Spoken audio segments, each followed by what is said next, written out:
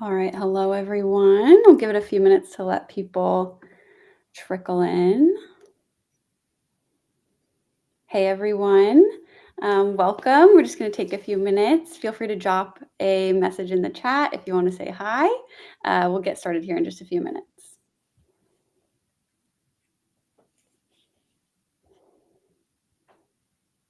Hey, Simone. Thanks for joining.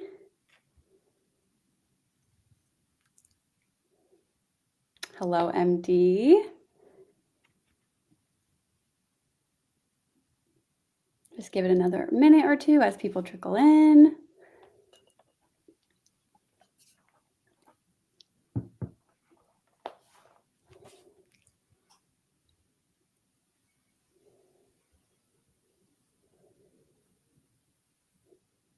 All right. Hello, Safe Home. Welcome, everyone. It looks like we are getting a bit of an audience, so we will just go ahead and get started.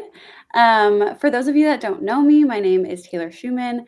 I'm the Senior Tech Expert and Editor at SeniorLiving.Org. And today I'm joined by Dr. Marianne Matzo for our live Q&A session. We're super excited to dive into the Q&A, so feel free anytime throughout this conversation, if you have questions or comments, feel free to drop them in the chat. But before we get started, I just want to give you a little bit of background about Dr. Marianne. So she is a distinguished expert in palliative care, and she's a certified gerontological nurse practitioner with a career dedicated to caring for older adults, improving end-of-life care, and education.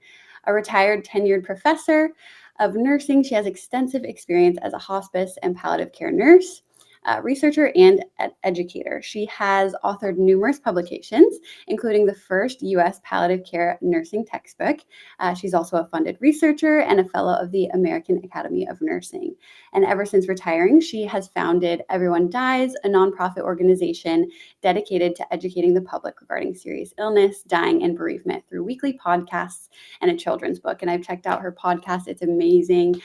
So welcome, Marianne. Thanks for having me. Thank you.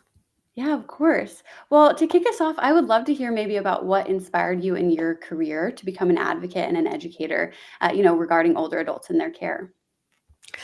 Well, that's a good question. I've always sort of really enjoyed talking with older people. And when I was growing up in Michigan, part of being in the church, I was in the Legion of Mary, which was, it's part of the Catholic Church that did good deeds. And my assignment was to visit this elder woman who lived in a house that had electricity but had no bathroom, had running water but no bathroom. And, I'm not that old, but it was pretty unusual to be in kind of our neighborhood and be in that situation. And I would visit her once a week, and I really enjoyed talking to her. I loved hearing her stories.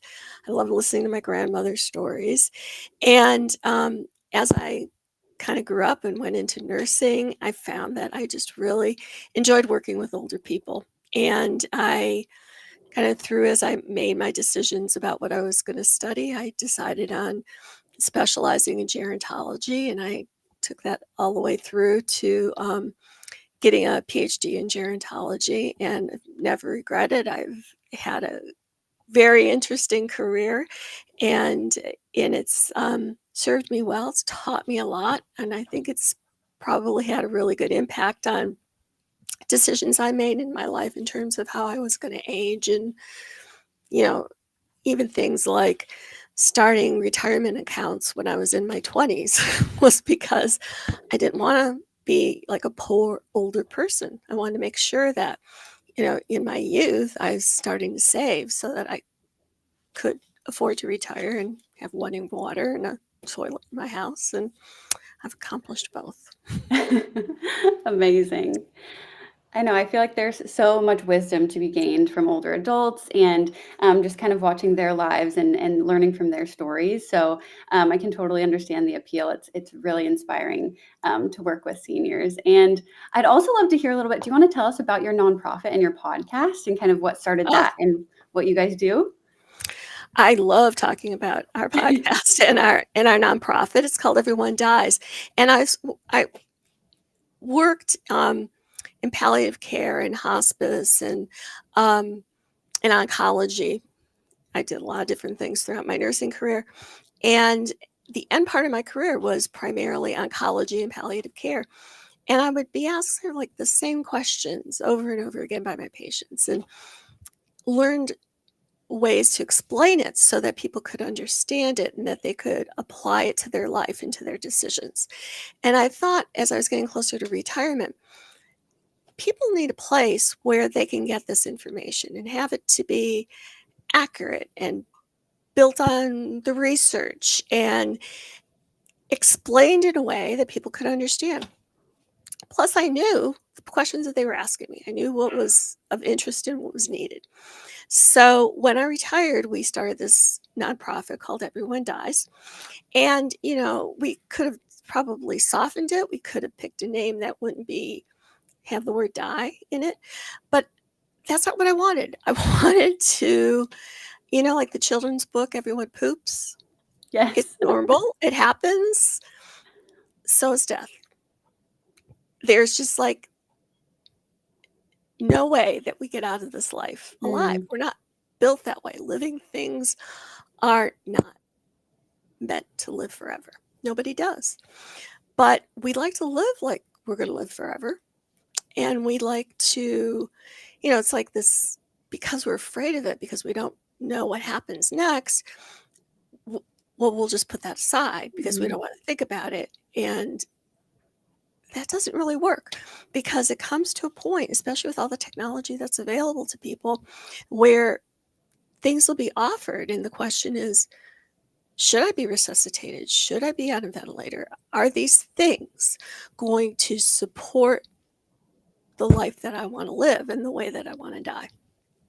And so we started a podcast with, we're at our 5th year anniversary, and we've done a podcast once a week since we started. So we have like 260 podcasts on a wide range of topics. So if you go to www.everyonedies.org, and it's EVERY, the number one dies.org, you can see, and you can, look in the search, and it's like anything you want to, I don't say anything you want to know, but, a lot of topics about different aspects of diseases and grief and how to plan a funeral. I mean, there's just a wide range.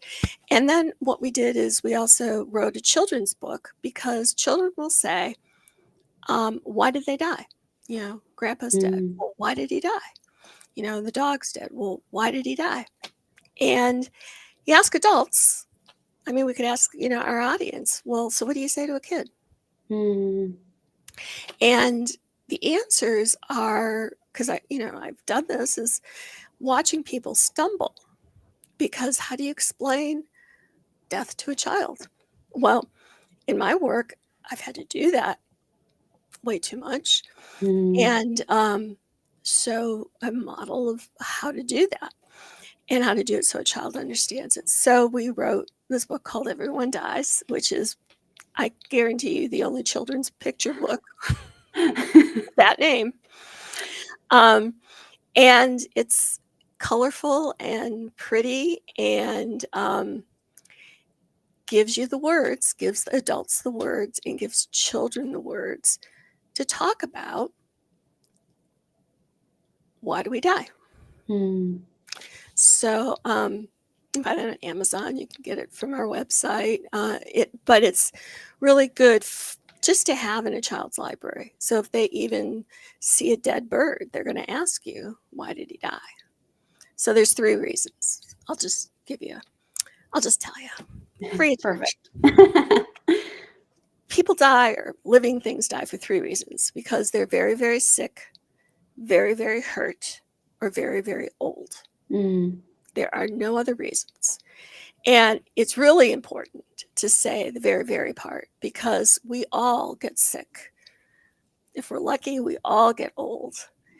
And there are times that we all get hurt. So if you say to a child, well, people die because they get old, it's like, oh my God, you're old.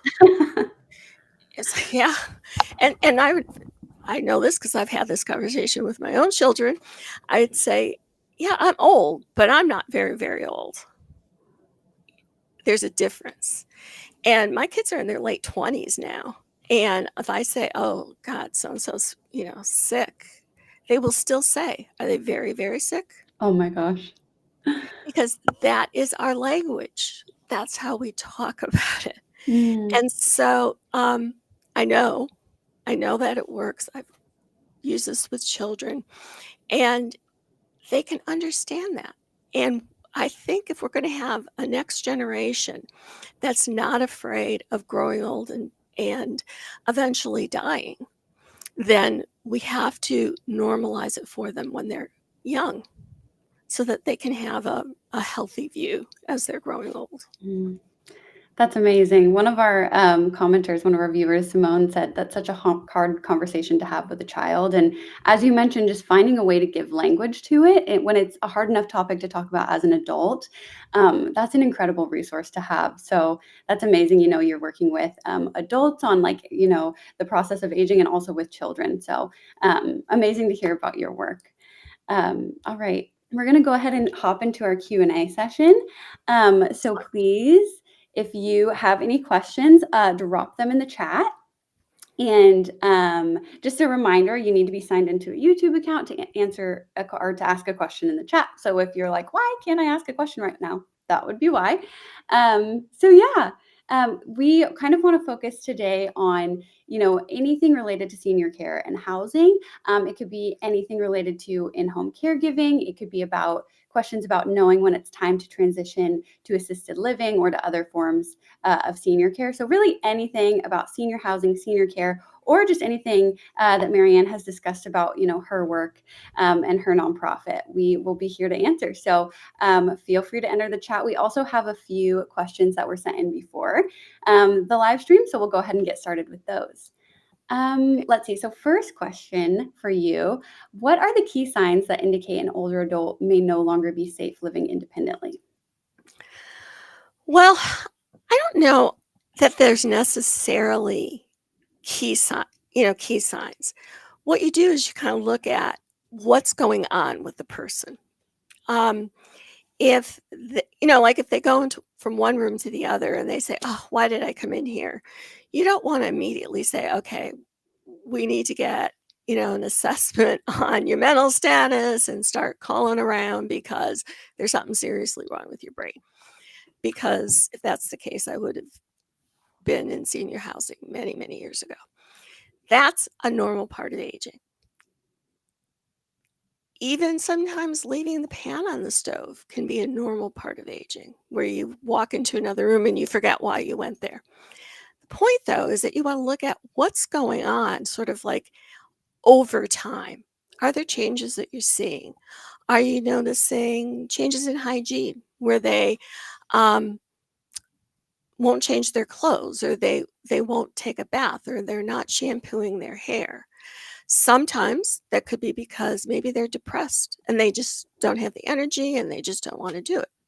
Sometimes it could be because they've forgotten how to do it. So those are two different things. One thing, if it's depression, we have medicines, we have therapy. Some older people don't like the idea of going to therapy, but they'll be willing to take medicine to help with depression. If it's a change in cognitive function and you say, "You know what? You smell horrible. Will you please go in and take a shower?" And they get violently angry. Hmm. What's going on here? Well, it could be that they just don't remember how to do it. They don't remember what the steps are. They're not cooking because they don't remember how to do it, or they're not eating because they're not feeling that they're hungry, or what else is going on. So having a good geriatrician that you can take them to for an assessment, talking with them about, "I'm seeing some changes here." The thing is, if somebody's depressed, they're going to be able to say, "Yeah, you're right. I haven't been taking a shower. I haven't been taking care of myself like I should." Somebody who's having some change like in mental status, like a beginning of a dementia, something like that, they're not going to remember that they haven't showered. They're going to say to you, I've showered. There's something wrong with your nose. There's something wrong with you. I'm fine. You say, I'm not seeing that you're fine. So do you see the difference there? It's like you look at the reaction. You look at, are they having trouble paying their bills? Are they forgetting to pay their bills? Do you see all the bills piled in the corner or hidden under the cushions? And you say, well, that's a change. That's different.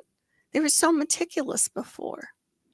So look to see what's different. Can you have is there an explanation for why it could be different?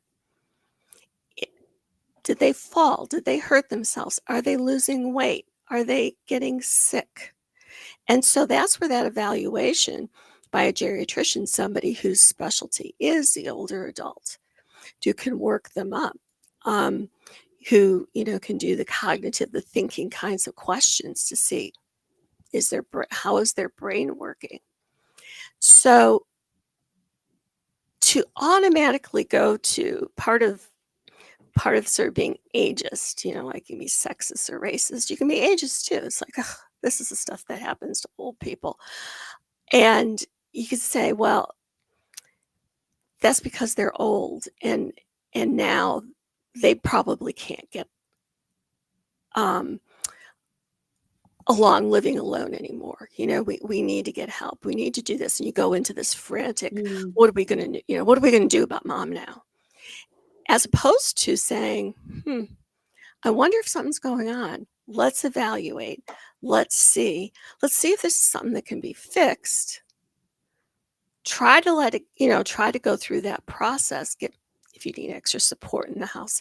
But to automatically say, here's 5 things that if your parent is doing or if your loved one is doing, says that you need to start looking at housing, a change of housing, a change of residence. I would say I don't see it that way. I see it as it's sort of a step by step. Let's see what's going on. Because a lot of things there's a fix for. Not everything, but a lot of things there's a fix for. I love that. I love the kind of approach of just being curious and listening. I think a lot of times it's so easy for us to talk at our older loved ones, but to listen to what they're saying, how they're reacting can tell you so much. So, and also, pulling in the help of healthcare professionals that specialize in this, that's great advice. So I love that rather than just going through a checklist of things to look out for. Because like you said, there could be so many different reasons that people are acting the way that they're acting. All right, we've got some great questions in the chat, so I'm going to throw up We some have a of these. lot of questions, don't we? I know. Thank you, guys. This is All great. right. So first, Andrew asks, what is the best way to approach the conversation of having in-home help for your parents? Well, so go back to and Andrew, thank you for that question. If you're looking around and you're saying, gee, the paint is peeling, or there's holes in the roof, or those kinds of things, having a conversation about, gee, there's some stuff that needs to be fixed around here. How can I help you to do that? Do you have somebody in your, older people might still have their Rolodex. Got somebody in your Rolodex that, will come in and do that. But I don't know, Andrew, I don't know if you're talking about taking care of the home or the fact that maybe things aren't as clean. And you're saying to yourself, gee, somebody needs to come in and clean this house because obviously you aren't doing it, Mom. Well, sometimes for older people is, as eyesights go, cataracts build up, that kind of thing. They're not seeing what you're seeing. And so to them, they look and they say, oh, this looks perfectly fine. It fits in with how much energy I have for my house to be clean. And it fits in with what I can see and how much it bothers me. Might bother you more because that's a change and that's different than maybe what you're used to from your mom or your dad or whoever it is that's taking care of things. So asking the question is to say, I'm kind of noticing that, kind of a lot of stuff laying around. Do you want some help picking this up? Would you like some help with somebody to come in once a week and, do some cleaning? And some people, Andrew, if I was your mom, I'd say, yes, please. especially if you're going to find them and maybe even pay for it for me. I'm not going to fuss with you about it. Some people might fuss with you about it. I don't want any strangers in the home. They're going to rip me off, or I heard somebody where all their jewelry got stolen. Well, all of that is true. That can happen. But you can say, yeah, we'll go through reputable people, or I know some, whatever that issue is, and address it. It's a conversation. If it's that they're not showering anymore, then we go back to the first discussion about why aren't they doing that? But you could say, you know what, there's some people that are, willing to come in and kind of help with stuff like that, do your laundry. And I guess why I keep going back to is assessment. Ask, what's going on? It could be it's not your standard, but it's my standard now.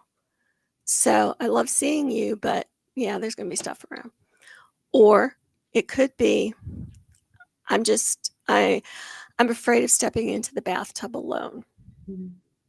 And you could say, well, we can have somebody, from home health agency that can come in twice a week, make sure that you're safe as you step in and out of the tub. Or if you're comfortable doing it and you have time, you can offer to do it. Some people want their kids to do it.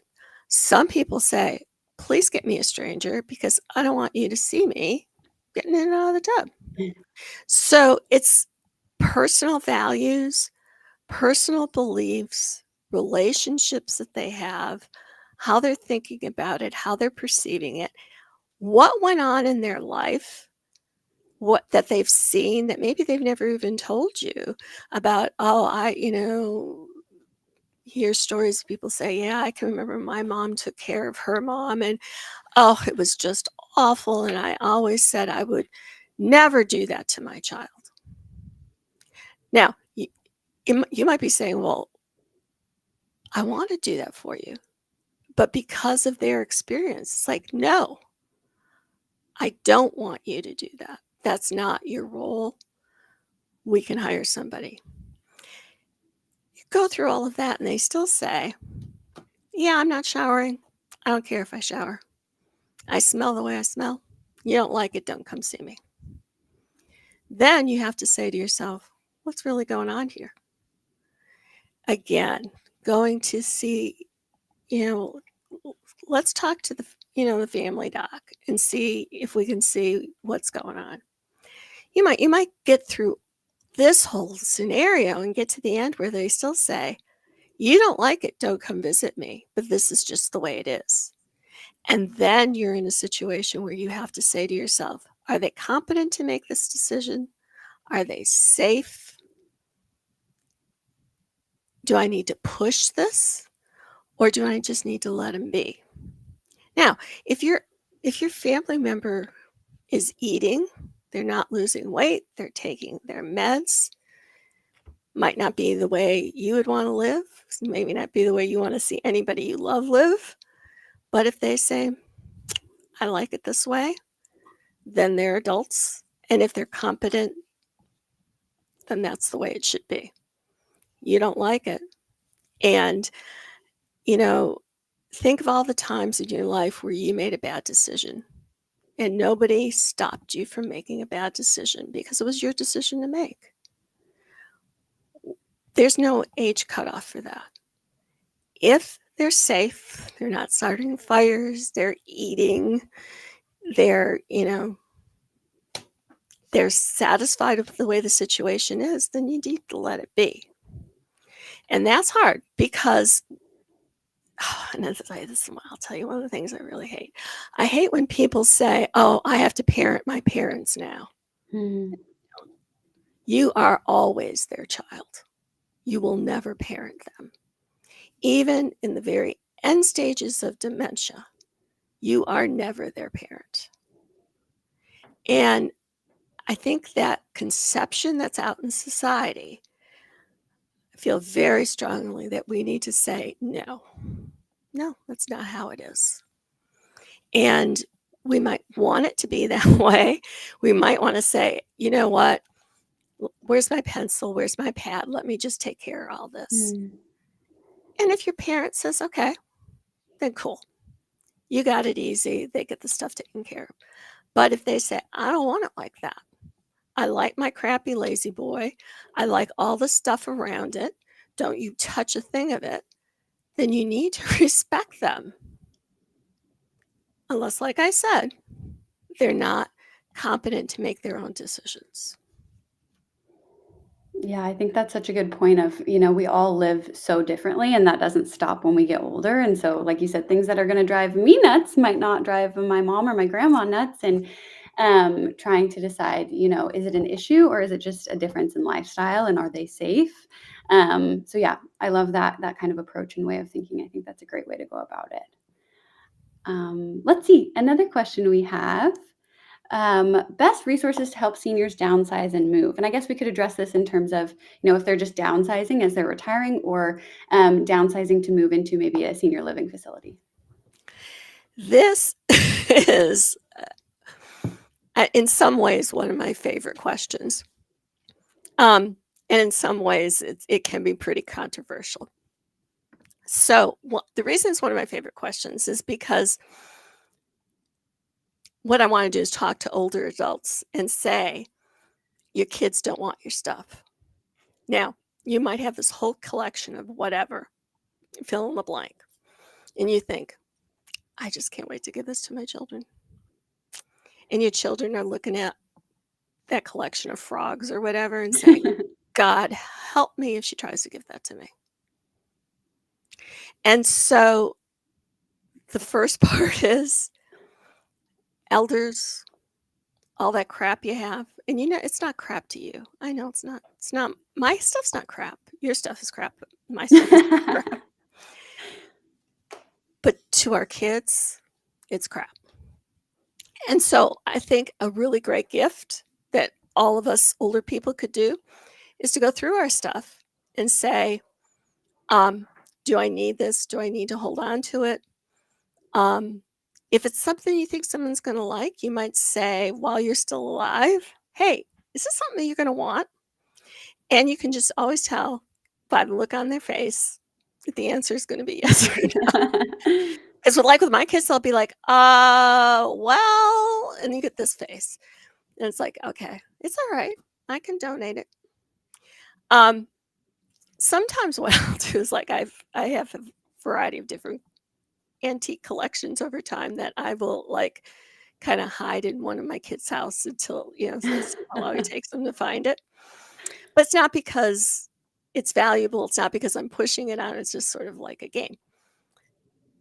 But the tons of books, oh my God, all that stuff, you got to, I would say, think about, could you make it easier for your kids and start getting rid of it now? Either start selling it on eBay or donate it. There's companies now, though, this is, I think, pretty cool, that will actually come in and list all your stuff and do a house auction. So you can just say, I want to keep this stuff, and you can just sell the rest of it. Wow. And they take a percentage of it. Nobody walks through your house because they box it all up and it goes on a website auction. And then it just disappears and you get a check. And then you start collecting something else, Or they have in-person sales where people actually will go to the house and walk through and dig through all your stuff. And I will admit that I kind of enjoy that myself, especially because I'm nosy, and especially because if I'm doing a new craft or something, and but I go into these houses and I am amazed by how much stuff people have, cupboards full of fabric. It's like, did you really think you were going to ever use all of that? And in fact, we did a podcast about this topic, and it's a pretty popular one because I think I forget what it's called, but it's something like, unfinished business for crafters, or helping crafters get out of purgatory. That kind of, again, it's my Catholic background, where it's sort of like you're stuck in this place and you can't move on because all of your crafts are still unfinished. So take a look at it. Are you ever going to use it? Ask your kids while you're alive. I'm starting to do that with my jewelry now, where I'll, like they'll say, "Oh, I need this. Oh, here, just take it."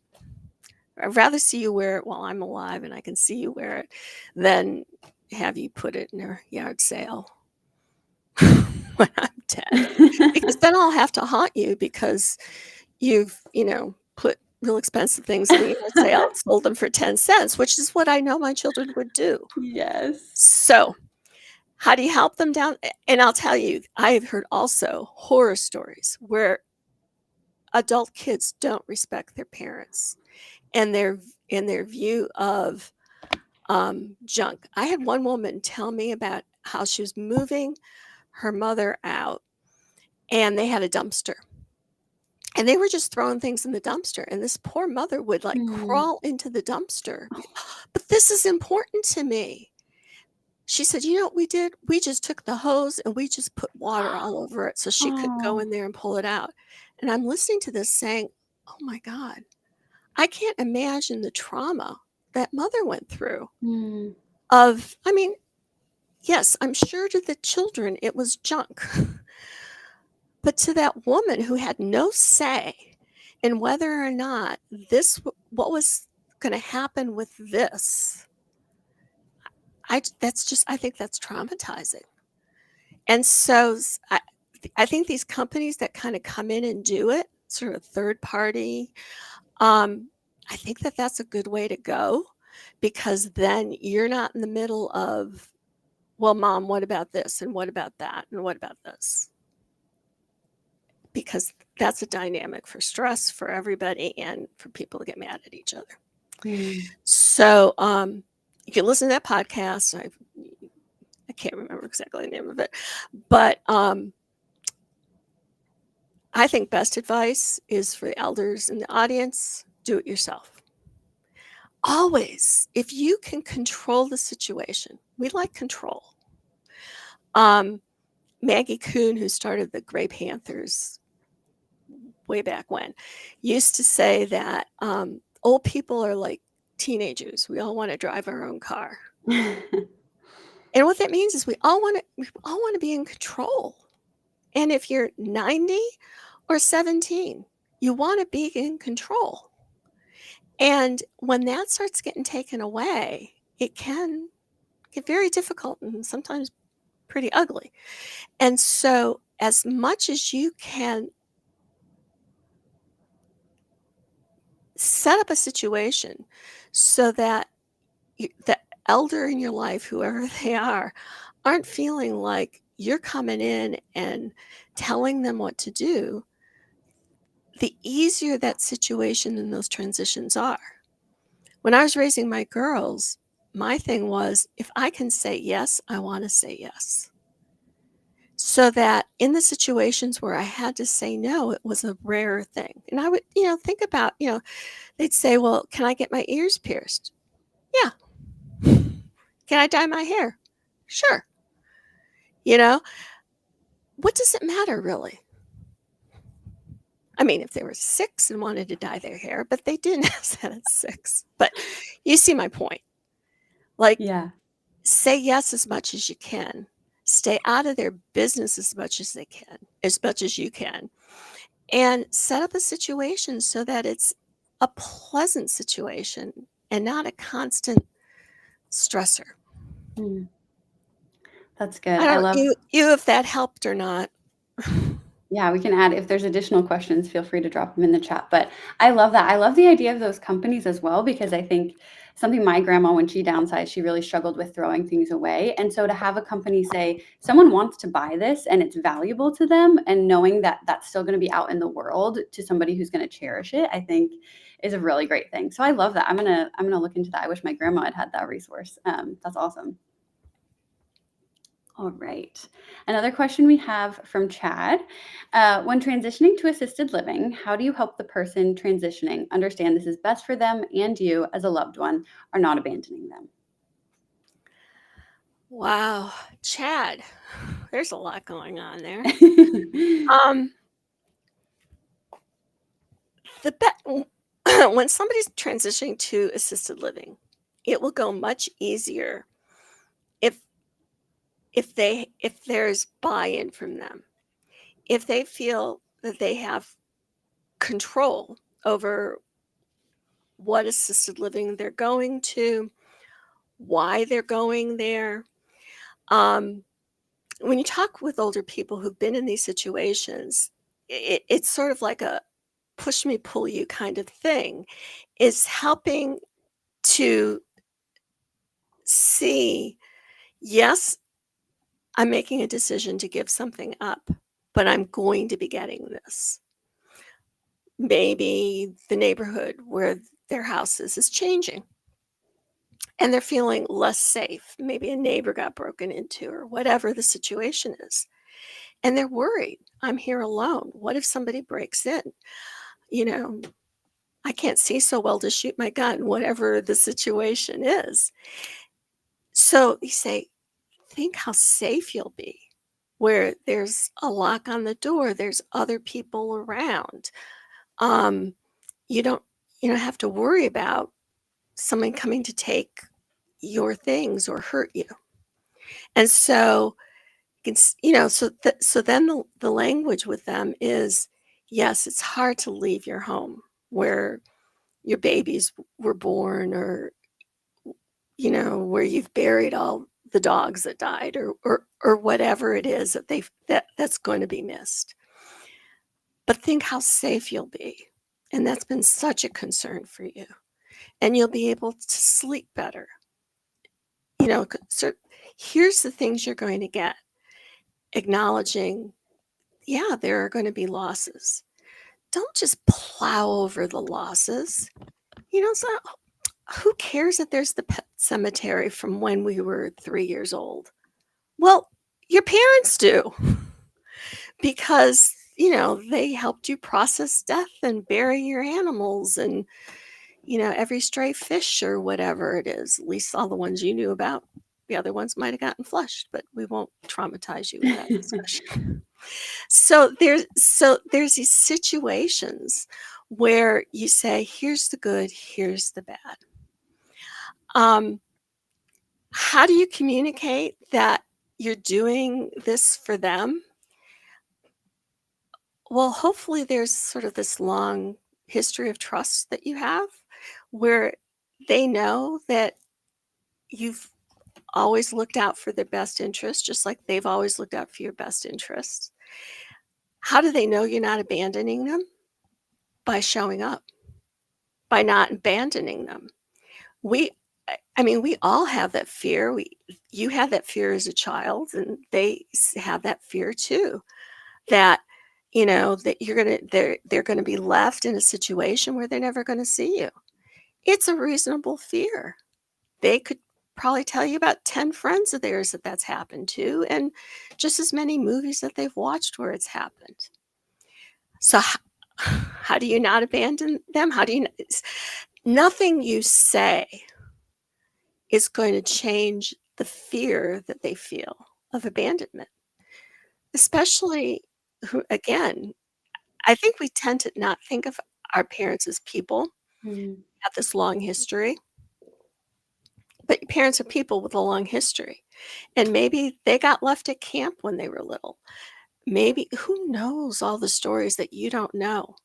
And so here they are going to this strange environment, leaving their home. Yeah, there's going to be some good things, but there's also all of these fears. And how do you take away the fear? You really can't, except by popping in after work, except by bringing them an ice cream from Friendly's, except by, showing up, calling, texting them. They don't know how to text. Show them how to text. You know, Sending them a card. I know. Who uses mail? My kids would say, "That's for losers. Be a loser." You know? The older generation likes mail. Send them a card. Have your secretary send them a card. Sign a whole bunch of them and say, "Once a week, put this in the mail to my mom."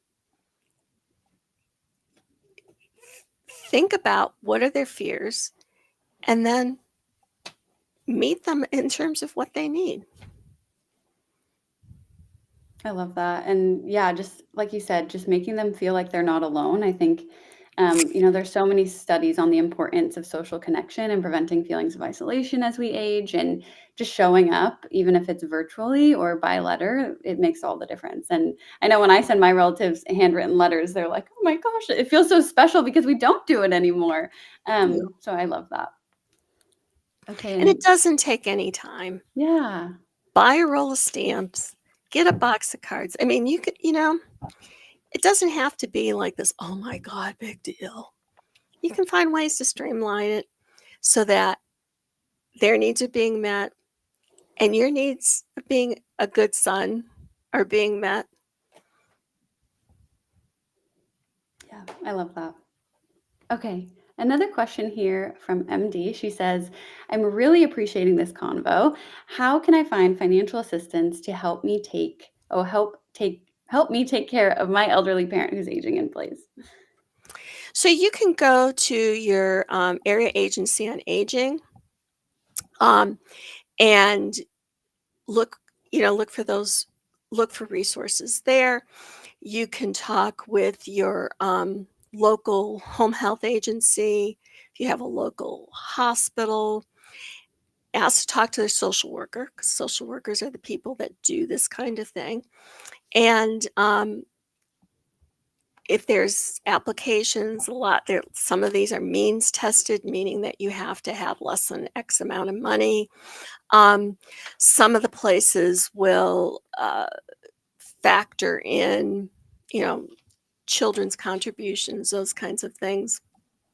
Some factor in the value of a home. They're all different. And in sort of how our social welfare um, approaches are changing, government wise, those things might change too. But your local area agency on aging, they're called the AAAs, not the cars.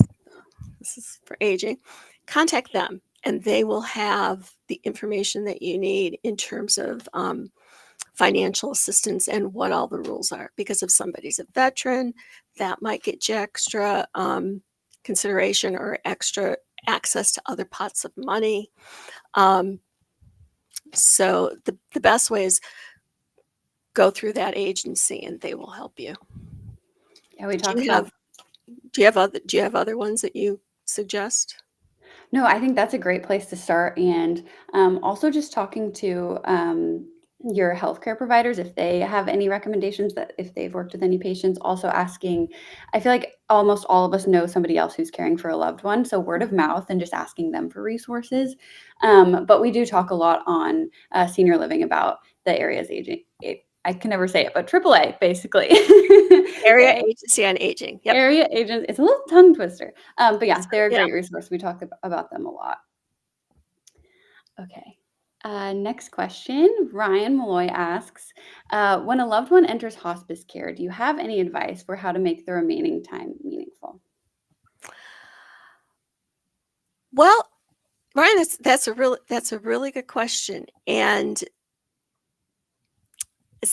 I'm beginning to think that my answer is always assessment, but Consistent. it's to say to the person who's entering hospice is, what's on your bucket list? What is it that you want at this point in your life? Because what you would have wanted at a different part of your life may not be what you want where you're kind of coming into the home stretch.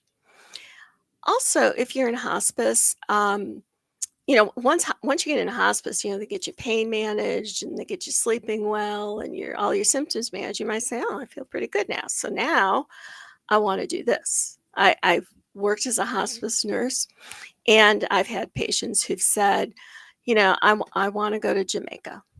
How do we get that to happen? So we had to figure out, okay, she's on a pain pump, all the details, all the logistics of being able to have her stay comfortable, have her pain managed while she's off in Jamaica.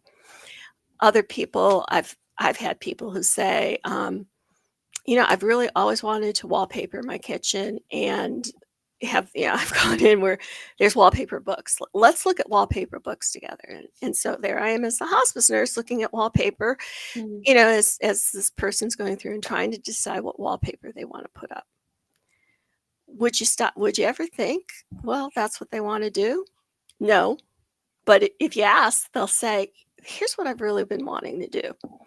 Um, I think something great that when I'm in hospice that I want my kids to do is like sit down with the picture books and kind of go through and like write on the back, like who are the people and the stories of the people. Because,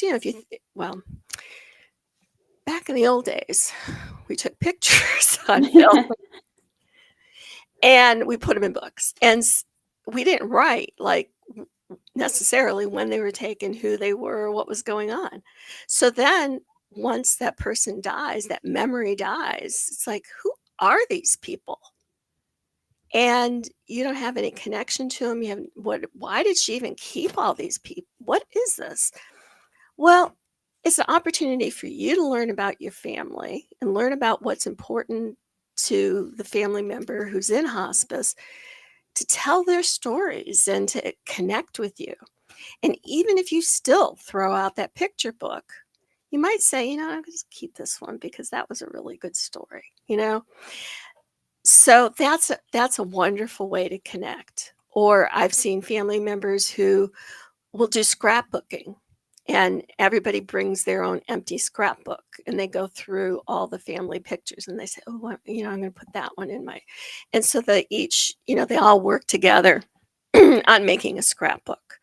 And that's a wonderful time. I know when my sister was dying, she had all of my mom's old recipe books. Mm.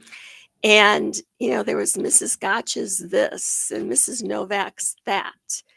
And we're going through and I said, we're the last ones to know who these people even are because they were our neighbors. I mean, I can tell you exactly where each of these people lived because they all moved to the same neighborhood in, tract housing, south of Detroit, all right after the war. They all had their babies. We all grew up together and they were there until they died. And so when my sister died, my brother-in-law sent me these recipe books, which was like the nicest thing because he said, I thought this was important to you. And I thought, well, yeah, it's important. It's also probably now I'm the only one left who knows who these people are. So like going through the recipes, sharing the recipes, talking about the pictures, go through the jewelry. I mean, I like jewelry. Can you tell? I love it. Go through the jewelry and say, who would like this one? Oh, let me tell you which boyfriend I got this from. Let me tell you, and or even put the good stuff in a pile and say, this is the good stuff. Like, don't sell it for 10 cents, So these are the things that you can do. Listen to the stories, bake the favorite cake,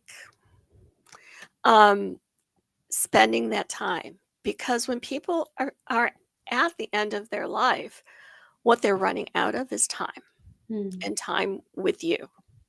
And what you're running out of is time with them. And so what's meaningful for them in terms of the time they want to spend with you? And that's how you make it meaningful. I love that. And older adults have so many amazing stories to share, and they just want to be heard, and they want to tell you about those things they remember from their childhood. And I think that's great advice. And bringing in those physical objects for them to hold and hold on to the memory is really special. Okay, we And have then you can clean out the house while you're doing that and get 2 for 1. Yes, and they won't even know that you're just trying to help get rid of their stuff.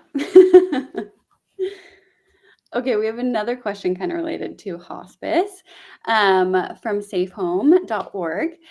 Do nurses experience a lot of fear or despair from people in hospice care, or do most people come to terms with their death in their final days? Well, that depends.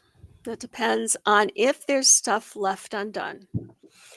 And so I've seen people, um, been with people at the end of life who are fearful. I can remember one man who just was convinced that he was going to hell.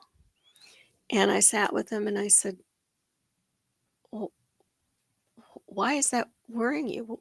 What's sort of the root of that?" And he talked about how terrible he had been to his ex-wife and that she won't even see him for him to be able to apologize. She won't Mm, talk to him, and that,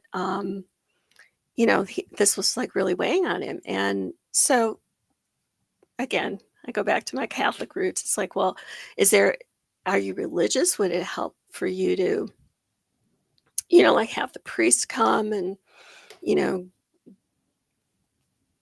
you know, do confession, that kind of thing, and to be forgiven? And he said, "No, no, I don't have anything to do with that." He said, "Let's talk some more." And I said, and I really don't know even what possessed me to say this to him. And I said, "Well," I said, if your wife won't talk, your ex-wife won't talk to you to forgive you," I said, "You seem like you're really sorry, and that really upsets you. And so, in the spirit of all women, I forgive you for what happened." mm, And he looked at me and he said, "Thank you. I feel better." And I thought, I mean, once it was out of my mouth before I stopped to think about, who the heck are you to think about anything? But seems like that's what he needed at the time. And so, yes, you do see that from people who sort of have that unfinished business where they've wanted to say something, or maybe they just realized that they wanted to say something, but that person's maybe not there in order to do that. Um, in terms of, do people come to terms with their death? Some people do. And I've also seen some people who get to that sort of end stage and they say, "So this is it?" It's like, well, it seems like it's getting close. It seems like it's probably going to be a matter of, hours or days. It's like, huh.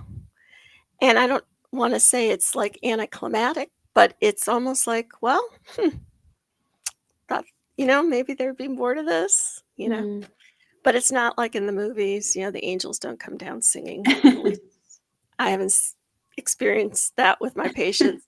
So some people, sort of like they're there and it's all okay. And some people are like, well, okay. And some people, a lot of people actually in their final days, the way the body goes about dying is they're not necessarily really very awake.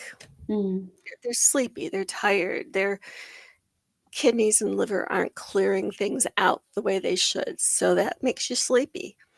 Not enough oxygen's getting to the brain. That makes you sleepy. So I would say probably the majority of people are pretty tired and sleepy. And mm, so I haven't had anybody go kicking and screaming and railing against the dialing of the light. mm, It's I'm thinking of, has ever been like a bad death. And I guess what I can say is, if I'm there as the nurse, I'm not going to let you die in pain, and I'm not mm, going to let you suffer, and I'm not going to let you be uncomfortable in any way. So, and I don't mean that to sound like, oh, you know, I'm all that. All I all I know is that in hospice, we're very good at managing those symptoms, and that stuff doesn't happen. So I think that people do. I guess if I had to say yes or no to your question, I think that people do. Mm. Well, it's great to hear about, some of your experiences as a hospice nurse. And one of our viewers, Maya, also left a comment. She said, "My grandmother recently passed at home after 5 weeks in hospice. And Maya, we're so sorry for your loss. But hospice nursing is such an important work, and our family was so grateful for the care that she received. I really appreciate this conversation. And it's so true. You guys are trained to, make those last days as comfortable as possible. So the work that you and your fellow nurses do is huge." Thank you. Okay, and Maya also asks a question. She says, "What can family do to advocate for a senior in a care facility to ensure care and eventually their passing happens on their own terms, especially when family can't be around all the time?" Well, if a person's in senior care, and the best thing is to have hospice, because hospice cares for people in wherever the person's home is. So if the home is a nursing home or an assisted living facility, hospice nurses will go there. And so that's that extra level of care, that extra set of eyes, extra set of ears, who will watch what's going on, make sure the pain meds are giving it as prescribed. And that's the best way, is making sure that they have hospice. And some family members don't know that you can have hospice care in a facility. You can. So they don't think to ask, can I have an order for hospice care? Sometimes the physician who's managing the care may not think to say, why don't we get hospice in here? I mean, what you need for hospice is a life-limiting illness with a less than 6-month prognosis. And how do you ever know if it's a less than 6-month prognosis? I mean, it's really, unless somebody has cancer, where we have really good data on here's what happens before people die. We can predict 6 months with somebody with cancer. If it's dementia or heart failure, or lung disease, or anything else, it's, I would say, nearly impossible to predict. And so you can err on the side of, yeah, I could, would I be surprised if this person died in 6 months? No, I wouldn't be surprised. So you can write the order, and then they can have that extra help. And you can know that there's other nurses that are keeping an eye on things. There's social worker, bereavement counselors, home health aides that will come in, so that they have their own home health aide that gives them a bath and gets to know them personally and does all that extra stuff for them. So I would say that would be a way to go. And it's covered by all insurances, including Medicaid, Medicare. So you don't have to pay extra for it. That's Hospice is really underutilized. Really underutilized. Wow, that's great advice. I did not know that it was underutilized. Especially knowing that, it can be in your own home and they don't have to be in a hospital setting would be so just helpful and comforting, not only for the senior, but for their loved ones. So to know that it's covered and it's free and it's as easy as that as a doctor's order is huge. The barrier is the doctor's order. A lot of times is because physicians have a difficult time saying somebody is going to die. That sort of goes against their professional training. Is they're in it to save lives, and it can be really it can be difficult. And I know this because I've seen so many times where you say, well, how about in hospice order? Oh, I don't know that we're ready for that yet. I want to say, maybe you're not ready for that yet, but they're ready for that yet. But as a nurse practitioner, I can write that order. So then, it's easier in that sense. If I'm working with a family member, to say, yeah, let's. So it's the barrier of the fear of, well, hospice is where you go to die. Well, hospice is going to help you in those last months of your life, but it's not. Um, it's like if you jump out of a plane, you're going to need a parachute. Well, if you're dying, I think hospice is a good idea. It just makes it easier. Definitely. Okay, we have one last question and then we'll start to wrap things up. Let's see. James asks, how do you handle attempts by older family to manipulate others? A family member of mine is in a care facility and lies often to play staff against family or each other for day passes, sympathy, etc. Well, that's a tough one. That is a tough one, and I'm sorry that's going on for you, James. I'd have to ask the question though: is that person always been manipulative and kind of splitting between family members, um, or is it new? If it's new, then why is it happening? Is there a need that's not being met, and so they're acting out in this way? Is there a dementia component where they're being more manipulative? I don't know what's going on with the family member, or if, but I would say if they're in a facility, I'm just reading this is in a care facility, I would go to the social worker in the facility and say, here's this behavior that she never was this way before, and it's causing stress within our family. Can we get a therapist to come and meet with her once a week to kind of work out what is going on? Or even if she's always been that way and she's never had help, because there are me- uh, mental health agencies that will go into nursing homes and go into care facilities and do therapy with people in the nursing home. And insurance will pay for, I don't know if there's a copay or not with Medicare. There wouldn't be with Medicaid, but so the therapist goes in, that person gets that 1 hour a week one-on-one time. you know what's going on, what is it that you're wanting, is what's missing here, and see if the behavior can be managed that way. I'd be real interested to see, like, what is she trying to get out of this? Mm, Is she the family member who's always stirred the pot, or is this something new? And James, yeah.